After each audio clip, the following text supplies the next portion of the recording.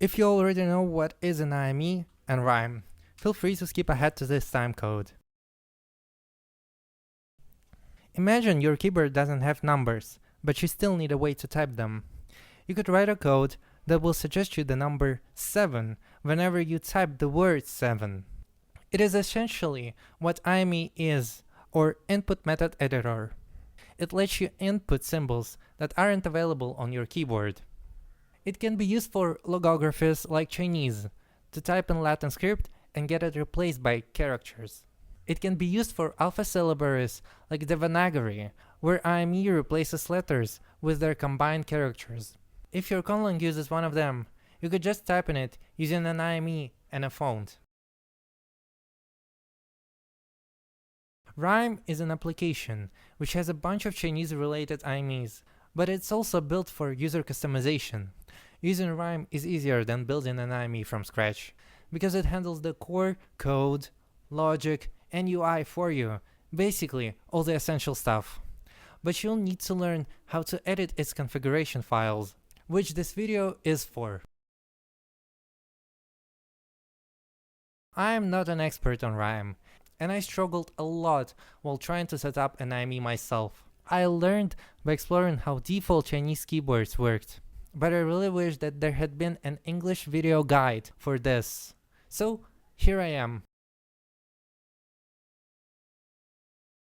To start, you download the Rime from the link in the description, which I believe you can do yourselves. After that, you find the Rime folder, go Weasel and Data, and see a bunch of schema and dictionary files. We have to create one of each for your language too.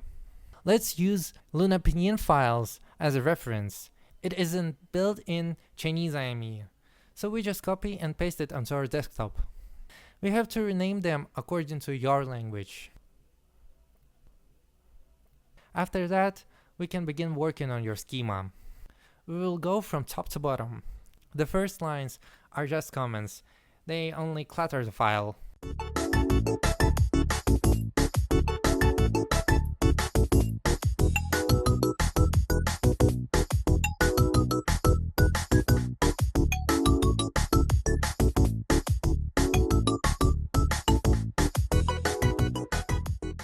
We also don't need switches for it to work.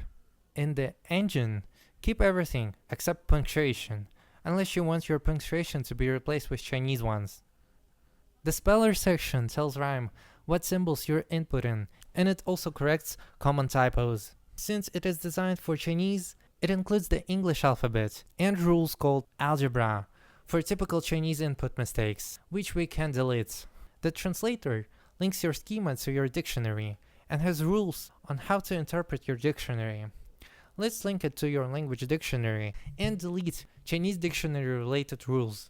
And the last sections are just extra functions, which we will not need. Now we save it and move on to dictionary. Just like before, start from the top and remove the command lines. Next, give your dictionary an ID. Make sure that this ID matches what your schema files refer to, otherwise Rime will not connect to them properly. Next, you can set the version, and this one tells Rime to show the most common words first. Also, we're not using any preset vocabulary lists.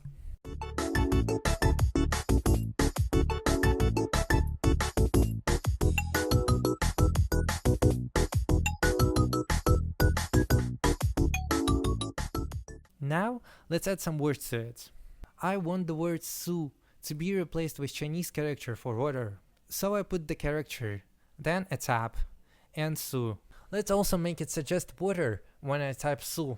So we write water, tab, su. Now save the file and put both schema and dictionary into the data folder. Let's see how it works. Go to the Weasel folder and run the deploy tool. You should see your new language listed. Once you deploy it, you'll be able to type any word you added to your dictionary. Yay! Yippee! Let's say your language has a bunch of words with the letter eng, but it also doesn't use the letter X. We could replace all the engs with X's. But that would just look ugly. Why can't it just display ing when I type the X? This is possible to be solved with the xlit function.